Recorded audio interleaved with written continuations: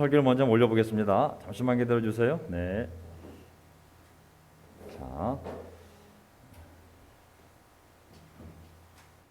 제가 한번 해볼까요? 자, 슬라이더 쇼에서 뒤가 울리는군요. 소리가 뒤에 올렸더니 울리시죠, 그렇죠? 네, 어디가 울릴까요? 소리 좀 낮추셔도 됩니다. 예, 메인 낮춰도 돼요. 예. 마이크 테스팅 하나 둘 셋 둘 둘 셋. 하나 둘 셋 둘 둘 셋. 자, 괜찮으세요? 네. 우리 우정자매님 감사합니다. 어렸을 때 얘기를 들으니까 야 그러셨구나. 나는 이거 처음 알게 됐어요. 야 그럼에도 불구하고 지금은 많은 사람들의 그 삶의 고충을 덜어주는 유능한 상담가가 되는 걸 생각하면 저 하나님의 놀라운 정말 능력이 아닐 수 없어요, 그렇죠? 하나님 안에서 정말 정반대의 삶을 살도록 하나님 인도하신 걸 생각하면 오늘 그 용기도 너무 놀랐고 또 삶의 여정도 참 놀랐다는 생각이 들었습니다. 감사합니다. 그리고 우리 강승만 재정담당 형제하고 우리 여기 경수 형제도 여기 있지만 이제 코로나도 끝나가고 있는데 다시 또 시작이지만 우리 싱글 형제자매들이 한 번도 수련회도 못 가고 그래서 한번 봐가지고 우리 싱글 형제자매들이 그룹별로라도 좀 어디 가서 좀 멋있는 식사라도 한번 할 수 있도록 한번 좀 얘기를 해서 여러분들께 어디 좋은 데 가서 오래간만에 맛있는 것도 먹으면서 교제할 수 있도록 한번 노력을 해보겠습니다. 우리 팀 캠퍼스 아이들 오면 뭐 이렇게 좀 사주고 싶은데도 애들이 한 명씩 돌아가면서 오네요. 지상이가 왔다가 또 주성이가 왔다가 이번엔 진이가 왔다가 진이 또 어디 갔냐 얘는 또 참 자, 어쨌든 좋습니다. 그리고 요즘 보니까요 주중에는 일 끝나고 또 마스크 쓰고 만나는 게 쉽지가 않던 것 같더라고요. 식당 가서 쉽지 않고 그래서 주중에는 온라인으로 기도 모임도 다 온라인으로 하고 교제도 가능하면 온라인으로 그리고 이제 주말과 주일에 시간이 납니까? 그때 이제 예배도 드리고 함께 만나서 교제를 하든 그렇게 가는 것 같습니다. 하여간 코로나 조심하시기 바라고요. 요즘 기도를 들어보면 교회 소리가 이렇게 제일 많이 나와요. 교회. 역대 교회 역사상 가장 많이 교회라는 단어가 우리 기도에 나오지 않나 싶습니다. 그래서 오늘 제가 교회란 무엇인가를 생각하면서 앞으로 교회에 대해서 몇 번에 걸쳐 한번 설교를 해야겠다는 생각이 들었습니다. 자, 오늘 저는 저희 오늘 설교 제목 나도 너에게 말한다 너는 베드로다 이 말씀 아시죠? 예, 오늘 마태복음 16장 말씀 교회가 어떻게 세워졌는지 하나님의 계획 가운데 교회가 어떻게 등장하는지 한번 예수님의 말씀을 통해 한번 살펴보려고 하는데 마태복음 16장에 요나의 아들 시몬에게 말씀하시지 않습니까? 나도 너에게 말한다 너는 지금부터 바위다 바위 베드로가 이제 페트로스 헬라어잖아요. 그래서 너는 바위다. 아무것도 아닌 인간에게 바위라는 말을 한다는 것은 쉬운 일이 아니잖아요. 하지만 내가 너의 신앙을 이렇게 만들겠다는 뜻일 수도 있을 것 같고 오늘 교회를 생각해 보면 예수님이 산돌이잖아요. 산돌 우리도 서로 연결되어져서 우리 거룩한 돌들로 이 성전을 만들어가고 있는데 우리도 하나의 작은 베드로들거든요. 페트로스. 그래서 오늘 교회가 어떻게 시작되는지 한번 살펴보려고 하고요. 설교 주제 예수님의 강력한 교회입니다. 아멘. 이게 그냥 교회 그러면 많은 부정적인 단어들이 떠오르지만 예수님의 교회 그러면 강력하거든요. 사람들 생각하면 뭐 문제들 때문에 퀘스천 마크가 생기지만 예수님의 교회 생각하면 예수님의 교회는 강력한 교회거든요. 그래서 오늘 그 교회의 모습을 함께 보도록 하겠습니다. 오늘 설교 요점은 세 가지가 있습니다. 하나는 나의 확실한 신앙 고백. 이제 마태복음 16장을 보게 되면 베드로의 신앙 고백이 분명히 나오거든요. 그 강력한 신앙 고백이 있었기 때문에 예수님이 교회를 세울 거란 계획을 말씀하신 거거든요. 그래서 그 신앙 고백 위에 예수님의 강력한 교회를 세우겠다는 예수님의 선포가 있습니다.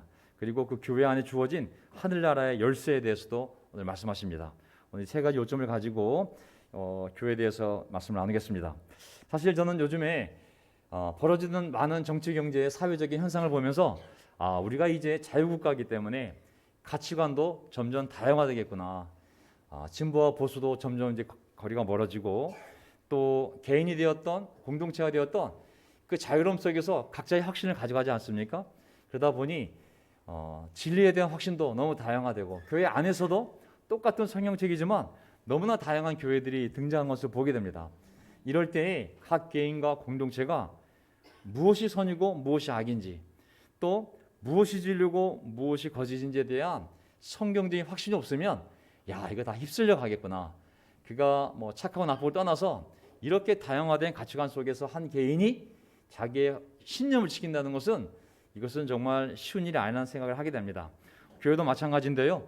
어저께 저도 밤늦게까지 이단 교회들, 한국에 있는 이단 교회들 살펴보면서 그 엄청나게 많은 대형 교회들이 막 쏟아져 나오는데 정말 우리 자신과 우리 자녀들도 확신을 갖고 가지 않으면 좁은 길이 아니라 좁은 문이 아니라 넓은 길, 넓은 문으로 어느새 그들도 갈 수 있겠구나라는 생각이 들었습니다. 자, 오늘 마태복음 16장 말씀, 나의 확실한 신앙 고백.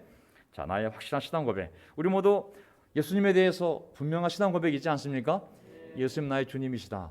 이제 예수님이 교회를 세울 때 어떤 확실한 고백 위에 자기의 교회를 세운다고 했는데 그 고백이 무엇이는지 한번 살펴보겠습니다. 마태복음 16장 1절. 자, 이제 그 당시 상황을, 이 고백이 어떤 상황에서 나왔냐면 1절, 바리새파 사람들과 사두개파 사람들이 와서 예수를 시험하느라고 하늘로부터 내리는 표징을 자기들에게 보여달라고 요청하였다. 예수님이 12사도를 데리고 복음을 전할 때 그 당시에 하나님을 믿는 이미 믿었던 유대인들의 반응이 결국 좋지는 않았습니다. 기껏 한다는 소리가 그 말씀을 믿기보다는 기적이나 보여달라고, 확실하게 내가 눈으로 딱 보고 당신 말을 한 번에 믿을 수 있도록 확실한 기적을 보여달라는 이런 소리들만 하고 그랬었거든요. 그리고 또 그들은 굉장히 반대가 심했습니다. 또 여기 13절에 보게 되면 이제 예수께서 빌립보의 가이사라 지방에 이르러서 다른 이방인들 도시에 이르렀을 때 제자들에게 물으셨다. 사람들이 나를 이제 예수님이 자기 자신을 인자라고 표현했잖아요.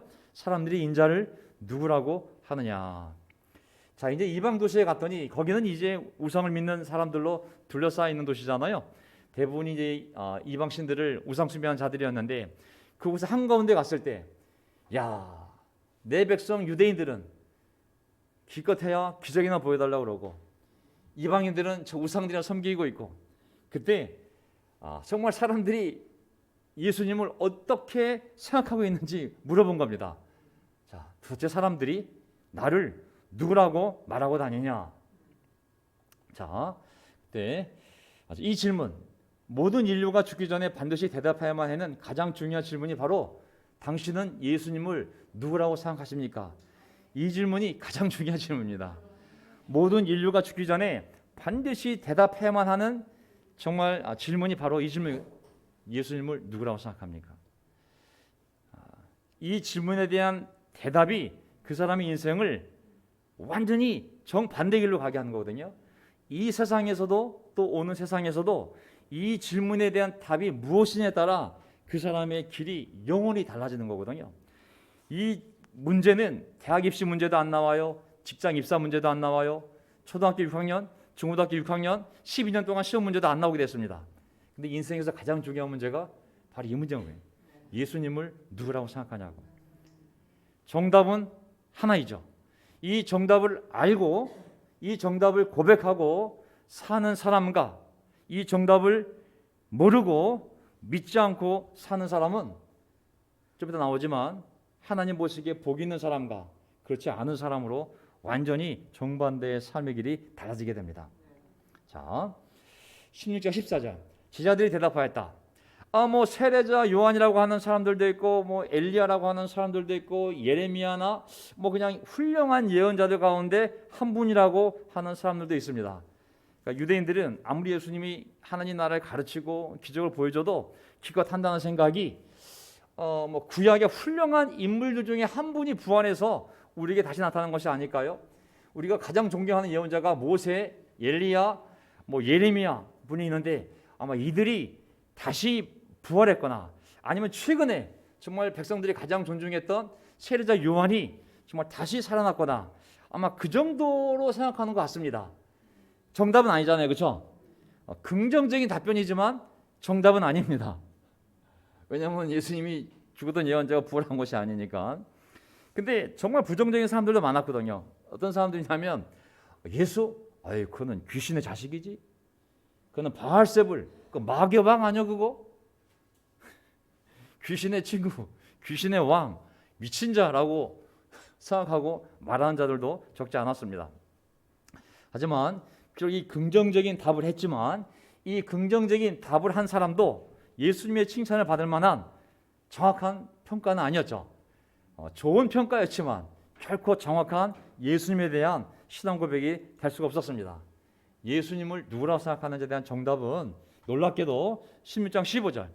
예수께서 그들에게 물으셨다. 그러면 너희는, 12 사도들을 보고 너희는 나를 누구라고 말하느냐?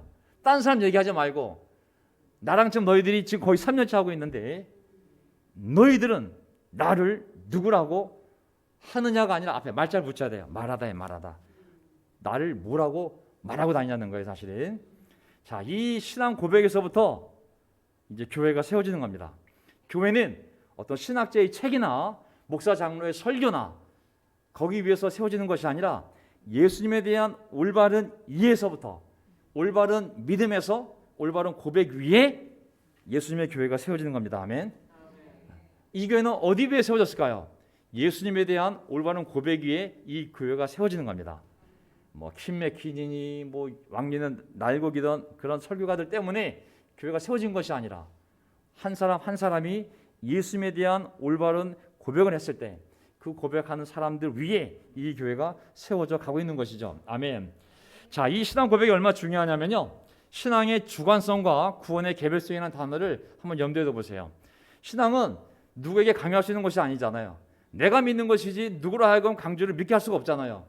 강조를 믿게 하면 나중에 다 상처가 되지 않겠습니까? 신앙이 될 수가 없습니다.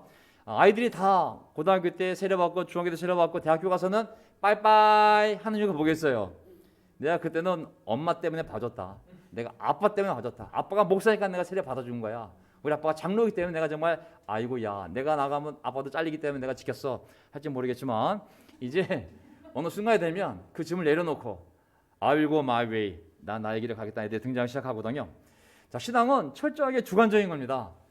자기가 자기 확신을 믿는 거예요. 그리고 구원도 함께 받을 수가 없어요. 동시에 10명이 죽어도 한 명 한 명 하나님의 심판대에 선다고 그랬잖아요. 구원은 개별적인 것이 집단적인 것이 아니거든요. 이 두 가지를 항상 염두에 두시고 제가 준비한 에스겔서 이 18장 말씀을 보세요. 봐, 신앙의 주관적인 것, 주관성과 그리고 구원의 개별성에 대해서 에스겔 18장 여호와의 말씀이 또 내게 임하셨다. 어찌하여 너희는 이스라엘 땅에 대하여 아버지가 신 포도를 먹는데 자녀들의 이가 씨이다 하는 속담을 사용하느냐? 아버지가 신 포도를 먹었는데 아버지 이빨이 씨려야 되는데 왜 자식 이빨이 씨리지? 그런 속담이 있다고. 주 여호와가 말한다. 내가 내 삶을 두고 맹세하니 너희가 다시는 이 속담을 이스라엘에서 사용하지 못할 것이다. 왜냐하면 아버지가 죄를 지어 자식들이 포로로 끌려갔기 때문에 아버지의 죄 때문에 내가 고통을 당하네. 자, 이 말에 대해서 예수님이 뭐라고 말씀하셨냐면, 하나님이 뭐라고 설명하셨냐면, 보아라, 모든 영혼이 내게 속하였다. 아멘. 모든 영혼이 내게 속하였다. 믿든 믿지 않던 모든 영혼이, 인간의 영혼은 하나님이 창조하신 거라고. 그래서 다 하나님의 소속이 있다고. 아버지의 영혼이나 아들의 영혼이나 모두 하나님께 속하였으니 죄를 짓는 그 영혼은 그 죄를 짓는 그 영혼만 죽는 거예요. 아멘. 아버지의 죄 때문에 자식이 죽는 것이 아니라, 자식의 죄 때문에 부모의 영혼이 죽는 것이 아니라 죄를 지은 그 영혼만 죽을 것이다. 신포도를 먹은 그 사람이 이빨만 시리지 그 자식의 이빨이 시리지는 않은 거라는. 무슨 말이냐면 에스겔 18장 20절. 아들은 아버지의 죄악을 담당하지 않고 아버지도 그 아들의 죄악을 담당하지 아니할 것이다. 감사합니다 하나님. 자식의 죄악을 담당하지 아니하고 의인의 의가 그에게 돌아가고 악인의 악도 그에게 돌아갈 것이다. 아시겠죠? 신포도를 먹었으면 그 사람의 이빨이 시리지 그 자식의 이빨이 시리지 않다는 거죠. 아들이 신포도를 먹었으면 아들의 이빨이 시린 것이지 아버지 이빨이 시린 건 아니라는 거죠. 모든 영혼의 죄에 대한 책임은 그 영혼만 진다는 거잖아요. 자, 보세요. 26절. 의인이 자기 의로움에서 돌이켜 죄악을 행하면 그것들 때문에 죽을 것이니 그는 자기가 행한 범죄 때문에 죽을 것이다. 그러나 악인이 자기가 행한 죄악에서 돌이켜 공평과 정의를 행한다면 그는 자기 목숨을 살릴 것이다. 그렇구나. 하나님의 이 구원의 원칙. 각자의 죄는 각자가 책임진다. 물론 아버지의 죄 때문에 그 환경이 죄악스러워서 아이들이 그런 영향을 받아 죄로 가는 성향이 있다면 그는 아버지에 의한 영향이지 아버지의 죄가 정화된 건 아니잖아요. 부모님이 교회를 열심히 다녀서 신앙이 좋아가지고 아이들에게 좋은 영향을 줬다면, 그래서 교회를 다녔다면 그건 좋은 영향이지 그냥 신앙에 그대로 물려받은 건 아니잖아요. 자, 하지만 또 두 번째, 의인이 의로움대로 살다가 신앙을 잃어버리고 계속 악을 저지르게 되면 그 사람은 앞에 있는 의가 아니라 뒤에 있는 그 죄악 때문에 결국 죽을 것이요. 아무리 악인이라 할지라도 그가 자기 자신을 회개하고 의롭게 살기 시작했다면 하나님은 그 의를 보고 그의 목숨을 살려주실 것이다. 이것이 하나님의 공평이라는 거거든요. 29절, 그럼에도 이스라엘 족속은 주님의 길이 공평치 않다고 말한다. 이스라엘 족속아, 내 길들이 공평하지 않느냐? 공평하지 않은 것은 너희의 길들이 아니냐. 아멘. 신앙의 주관성과 구원의 개별성을 항상 염두에 두셔야 됩니다. 그건 뭐냐면 내 확신을 내가 지켜야 돼요. 아멘. 그리고 구원은 집단으로 받는 것이 아니에요. 내 삶에 대한 확신을 갖고 내가 똑바로 가고 내 가정이 똑바로 가고 내가 섬기는 교회, 내가 속한 교회가 똑바른 길을 갈 수 있도록 우리가 그렇게 확신을 갖고 나가고 세워가야 됩니다. 아멘. 아이고 우리 어머니들 아멘. 예, 그 확신을 가져야 됩니다. 자, 시몬 베드로가 대답하였다. 10장 16절, 너희들은 나를 누구라고 생각하냐고 했을 때 시몬 베드로가 수석 제자답게 정말 용기 있게, 선생님은 당신은 살아계신 하나님의 아들, 당신은 살아계신 하나님의 아들입니다. 당신은 그리스도이십니다 라고 고백을 했어요. 우리말로는 뭐 주여, 주는 뭐 선생님 하지만 그 주어는 우리 예의를 존중하는 우리가 웃사람한테 당신한 편을 못 쓰기 때문에 집어넣은 단어고요. 그냥 성경 본문에는 당신은 유아, 당신은 하나님의 아들 그리스도십니다. 100점짜리 답을 말하였습니다. 당신은 하나님의 아들이라는 얘기는 뭐예요? 이 사람이 사람이라는 거예요? 하나님이라는 얘기예요? 하나님이라는 얘기예요. 비록 사람들이 당신을 사람으로 훌륭한 랍비로 생각하지만 우리는 그렇게 생각하지 않습니다. 당신은 하나님이십니다. 하나님의 아들입니다. 두 번째, 또 뭐라 그랬어요? 그리스도라고 얘기했잖아요. 그리스도라는 것은 메시아라는 히브리 단어를 헬라어로 번역한 것이 그리스도, 이 기름을 부은 자라는 뜻이라고 그랬잖아요. 하나님이 기름을 왜 부으시겠어요? 왕과 제사장과 예언자로 자기의 종으로 임명할 때, 뽑을 때 기름을 부어 임명했다고 그랬잖아요. 그러니까 임명된 사람은 사람이잖아요. 그러니까 당신은 하나님의 아들로서 하나님이시요, 또한 하나님이 온 인류의 제사장, 예언자, 왕으로 세우시기 위하여 뽑은 바로 사람입니다. 아주 100점짜리 아주 대답을 했습니다. 이런 대답이 과외로 되겠어요? 학원에서 공부한다고 되겠어요? 선행학습으로 되겠어요? 자료학습으로 되겠어요? 어떻게 됐을까? 이 대답을 베드로가 어떻게 할 수 있었을까요? 17절, 예수께서 그에게 말씀하셨다. 시몬 바요나야, 요한의 아들 시몬아, 너는 복이 있다. 직접 말씀하셨어요.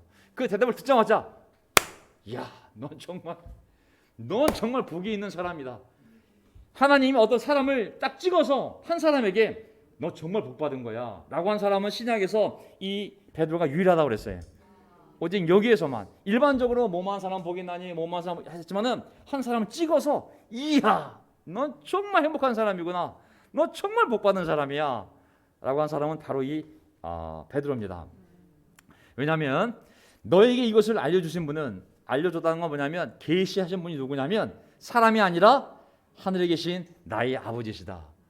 야, 네가 그 고백할 수 있었던 거는 네가 공부하고 막 깨달아 살 수 있는 것이 아니라 하나님이 너에게 알려줬기 때문에 할 수 있는 고백이었다고. 이야, 넌 정말 복받은 사람이다 라고 말씀하신 거거든요. 자, 우리도 복받은 사람이죠. 아멘. 이 고백을 다 하고 세례받지 않았습니까? 이 고백을 매주 성찬을 하면서 확인하고 있잖아요. 매주 성찬을 하면서 예수, 하나님의 아들이요 그리스도이신 분이 내 안에 들어와 나랑 살고 있다. 나의 주님이셔. 야, 나는 매주 주님과 함께 살고 있어. 그분의 살과 피를 먹으면서 항상 기억하는 정도의 삶을 살고 있잖아요. 하나님의 은혜입니다. 아멘. 이거는 사람의 지력, 능력, 재력을 할 수 있는 것이 아니라 하나님의 은혜로 이런 고백을 할 수 있고, 이런 고백을 함으로 말미암아 그분과 함께 날마다 동행하는 인생을 살 수 있게 된 것이거든요. 우리는 복받은 사람들입니다. 아멘. 예.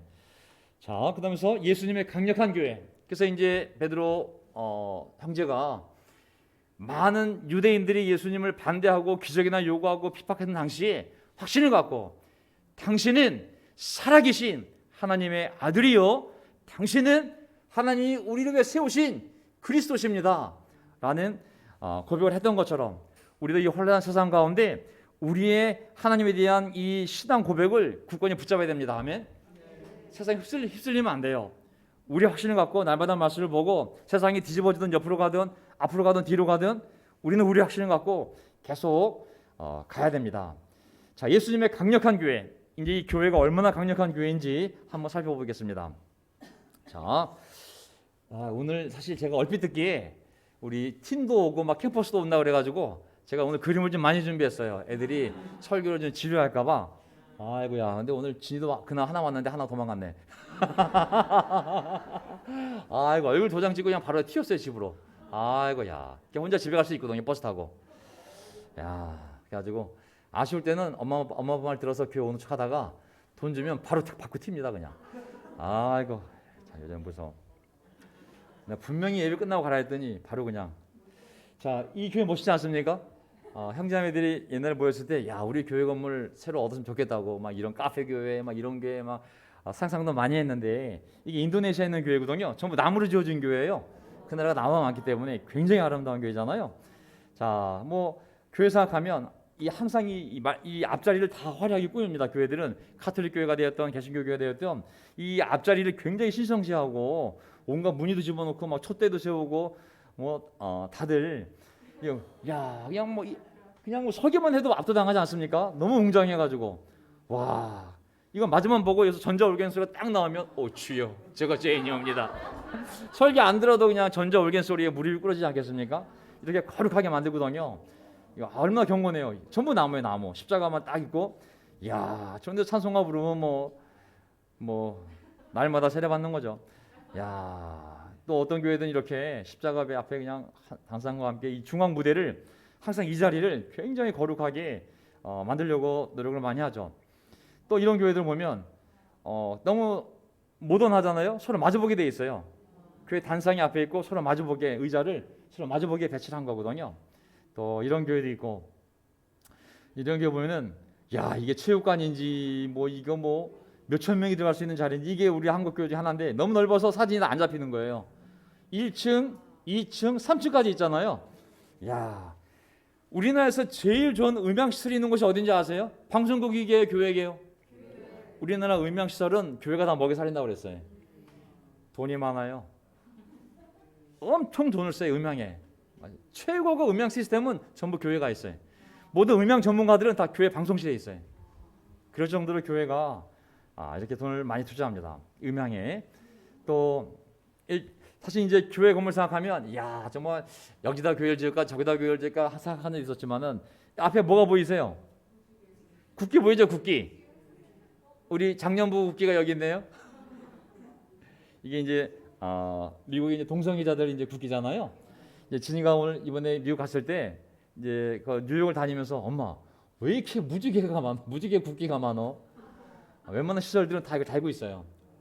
왜냐하면 정치인들은 이들의 숫자가 무시를 못해요. 굉장히 많거든요, 사실은.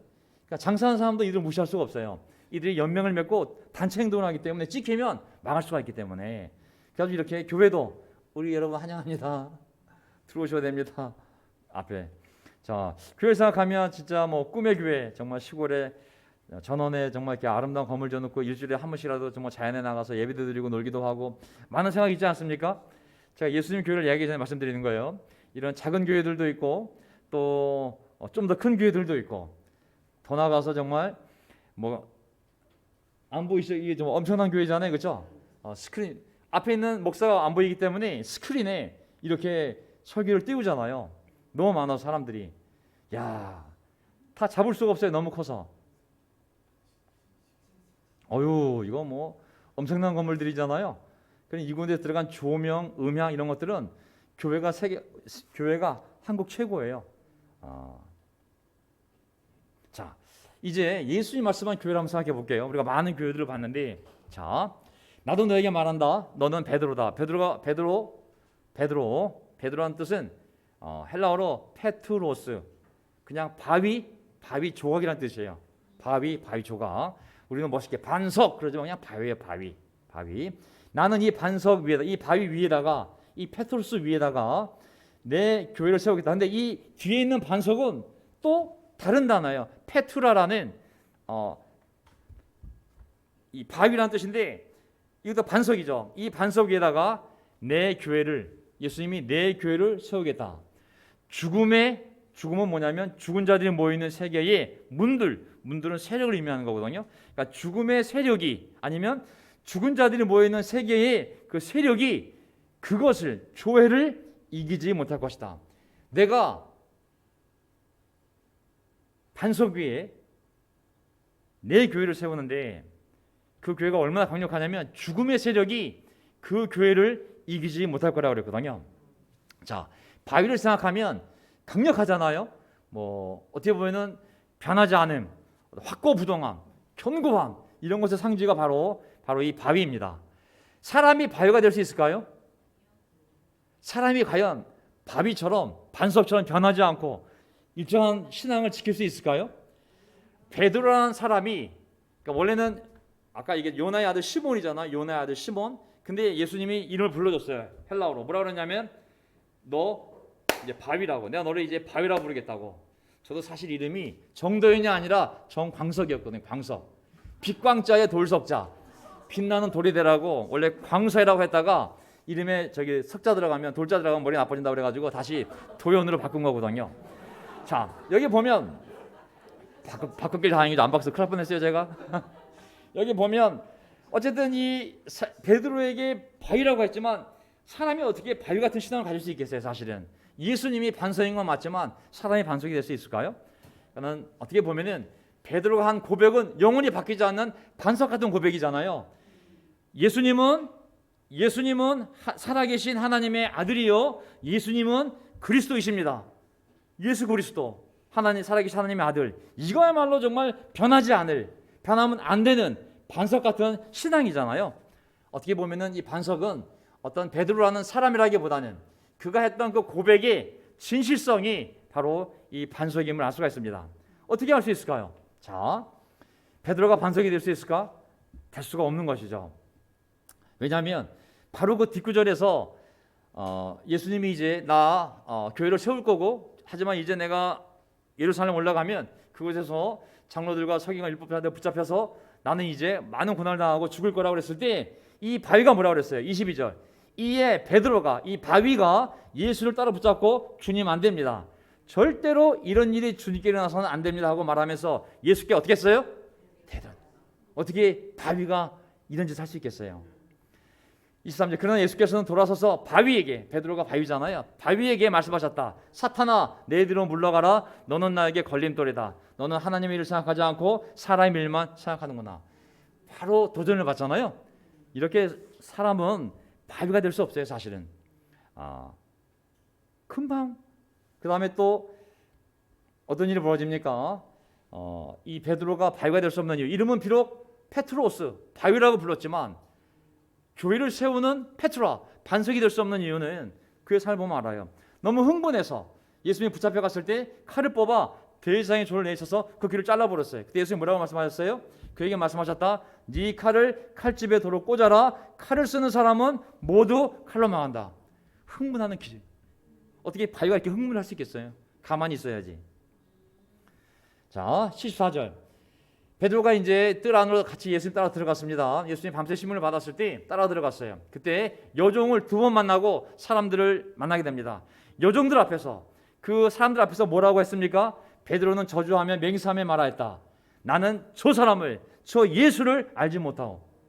장장 3번을 예수님 눈과 마주치면서 절대 난 저 사람 모른다고 저주하고 맹세까지 할 정도의 사람이었거든요. 어떻게 이런 사람이 바위가 될 수 있을까요? 갈라디아서 2장 14절을 보게 되면 나중에 이제 예수님 돌아가시고 난 다음에 성령님을 받았어요. 자, 이제 성령님과 함께 베드로가 교회를 세워 나갔을 때 위선적인 행동을 한 적이 있었습니다. 그게 뭐냐면, 나는 그들이 복음의 진리를 따라 똑바로 걷지 않는 것을 보고 모든 사람 앞에서 게바는 아람어로, 아까는 헬라어로 페트로스가 했다면, 베드로가 했다면, 이제는 아람어로 게바입니다. 게바. 이렇게 말하였다. 당신은 유대 사람인데도, 둘 다 바위란 뜻이에요. 유대 사람처럼 살지 않고 이방 사람처럼 살면서 어찌하여 이방 사람들로 유대 사람이 되라고 강요합니까? 왜? 위선적인 행동을 했거든요. 위선적인 행동을. 이방인 그리스도인들과 함께 밥을 먹다가 본교회 예루살렘 교회에서 유대인 그리스도인들이 오니까 그들을 의식하고 안 먹은 것처럼 밥 먹다가 숟가락 던져버리고 나 안 먹었어 저들하고. 나 이방인들하고 교제 안 한다. 비록 쟤네들 세례 받았지만 쟤네 이방인들이야. 그만 위선적인 행동을 한 거거든요. 그때 이 도전을 주었어요. 어떻게 바위가 이렇게 왔다 갔다 할 수 있을까요? 저는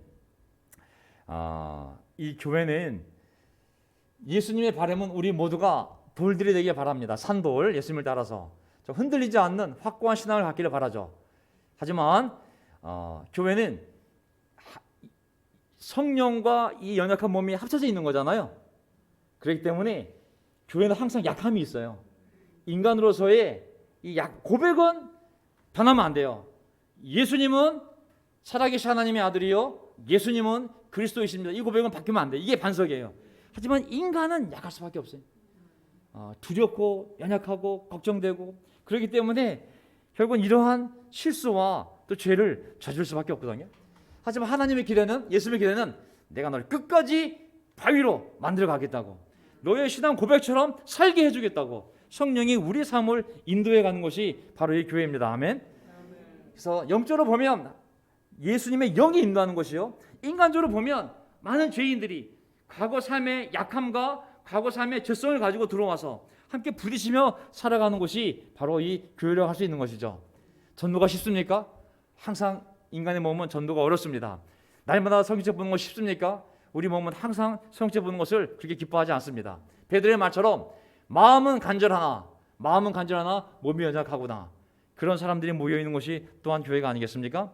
하지만 이곳은 머리가 인간이 아니라 성령님이요 예수님이기 때문에 그분이 한 사람 한 사람 안에 들어가셔서 그들의 신앙 고백처럼 살 수 있도록 오늘도 날마다 역사하는 것이기 때문에 또한 강력한 하나님의 몸인 줄 믿습니다. 아멘. 이 두 가지가 다 있음을 항상 기억합시다. 자, 천상의 교회와 지상의 교회가 있어요. 천상의 교회는 하나님이 직접 통치하시는 하늘나라에 있는 교회예요. 거기 천사들이 있고 이미 죽어서 부활한 자들이 있어요. 하지만 지상의 교회는 어떨까요? 천상의 교회와 지상의 교회를 혼합하면 안 됩니다. 우리는 천상의 교회 안에 있습니까? 지상의 교회 안에 있습니까? 예, 우리는 베드로 같은 신앙 고백을 했지만 약한 육신을 가지고 살아가야 하는 이 지상의 교회에 있거든요. 그래서 하나님의 은혜가 필요하고 날마다 성령님의 인도하심이 필요합니다. 아멘. 그럼 약한 공동체냐?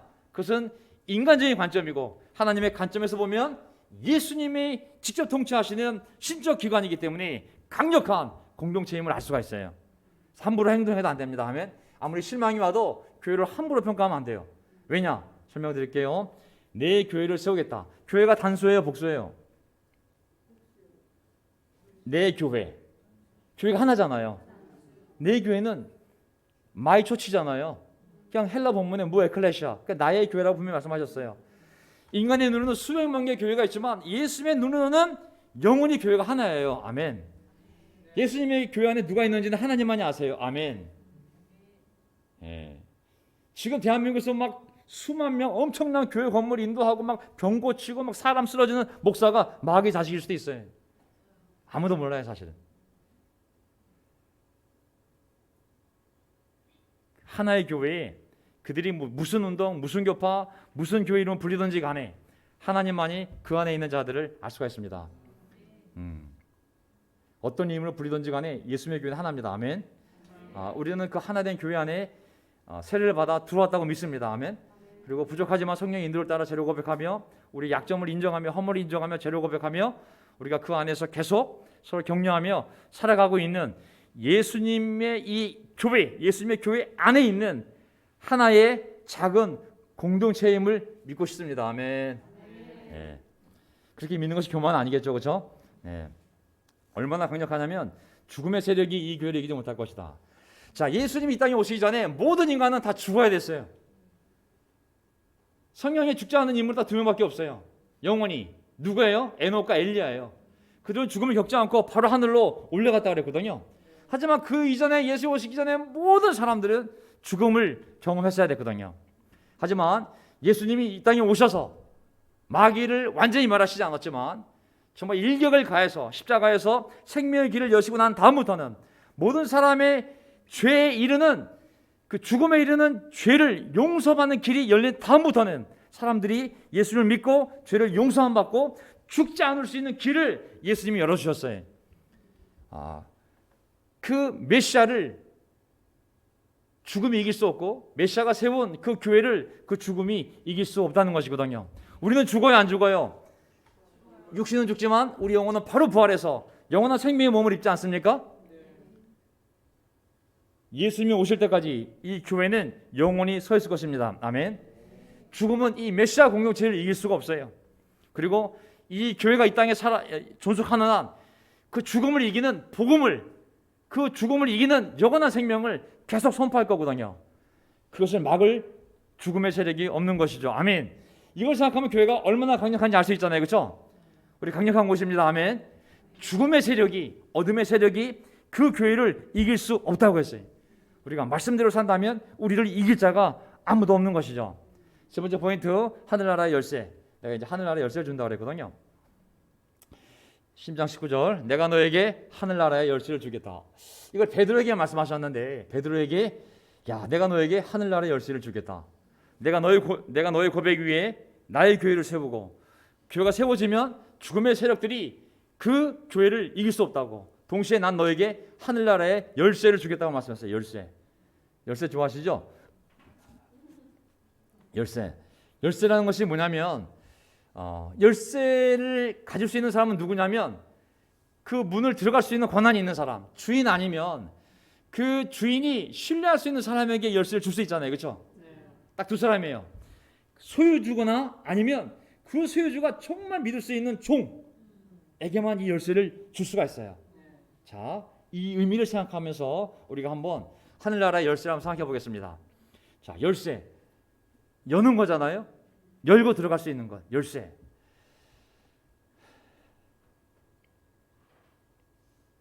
시간이 애매하네요. 제가 이거 성경을 풀려면 구약 이 성경을 왔다 갔다 하면서 풀어야 되는데, 성경이라는 것이 이게 뚝 떨어진 것이 아니라 창세기부터 다 연결되어 있는 거잖아요. 그렇죠? 그래서 열쇠라는 것이 뚝 나온 것이 아니라 이미 구약에서 그 열쇠에 대한 언급이 있었기 때문에 다시 그 열쇠를 가지고 설명할 수 있는 거거든요. 이사야 22장을 보게 되면, 시간이 없기 때문에 제가 5분 내에 끝내겠습니다. 자, 22장을 보게 되면 이사야에 하나님 어떤 예언을 하시게 되냐면, 내가 어느 날 어떤 한 사람을 내가 세울 거라고, 그 사람에게 어떤 권력을 주고, 2절 보세요. 2절, 내가 또 다윗 집의 열쇠를 그의 어깨에 둘 것이니, 다윗 집의 열쇠를 그의 어깨에 둘 것이니 그가 열면 닫을 자가 없고 그가 닫으면 열 자가 없을 것이다. 하나님이 다윗 왕궁의 그 집이라고 생각한다면 이 왕궁의 관리인을 세워서 그에게 열쇠를 주면 그가 그 구약시대의 열쇠가 컸기 때문에 어깨에 맸다 그랬거든요. 그러면 그 열쇠를 가지고 하나님의 집을 열었다 닫았다 하면서 그가 관리할 것이라고, 그 하나님이 그런 사람을 세울 거라고 한 거거든요. 결국 다윗의 집은 뭐냐면 나중에 하나님의 나라요, 하나님 나라의 열쇠를 누가 쥐고 있냐면 바로 예수님이 쥐고 있는 거거든요. 메시아, 앞으로 올 메시아를 얘기하는 것입니다. 절대적 권한을 위임받아 하나님 나라를 마음대로 열 수 있는 자, 그가 바로 하나님의 아들 예수 그리스도. 천국 열쇠를 주신 분은 사실 예수 그리스도잖아요.